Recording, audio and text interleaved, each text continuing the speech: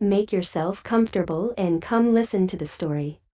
In the depths of the ocean, where the water is bluest, is the kingdom of the Mer people. It was here that the Mer King lived with his old mother and his daughters, the 6 Mer princesses, in the most beautiful palace you could imagine. One by one, when they reached their 15th birthday, the princesses were allowed to visit the world above the water. The youngest princess couldn't wait for her turn to come. At last, when it was her 15th birthday, her grandmother said it was time for her to visit the human world. The little mermaid rose above the foam and caught her breath in surprise. The world was so very much more wonderful than she had imagined. All those on board were tossed into the water. The prince would surely have drowned if the little mermaid hadn't caught him in her arms, but she knew she couldn't take him back to her kingdom. The first thing she saw was a huge ship, and on board there was a birthday party for a handsome prince. But while the little mermaid watched, a terrible storm blew up, so she took him to the shore of an island, where a human princess found him. When the prince woke up,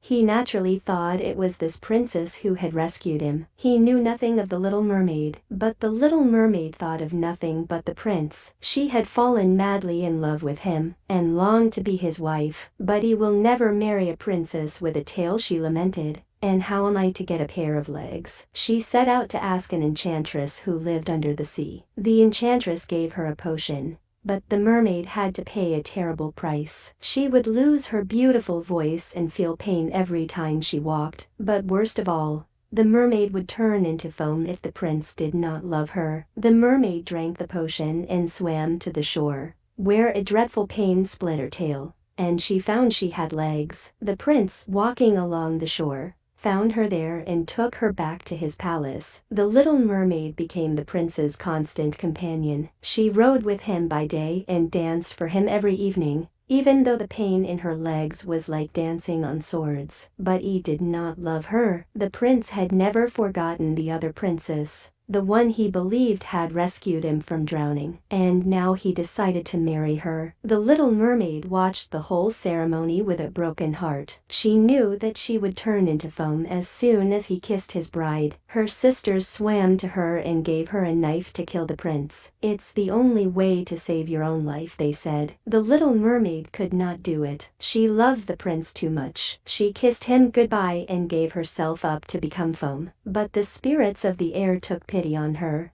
and whisked her up to live with them. They promised that if she did good deeds for 300 years, she would live forever.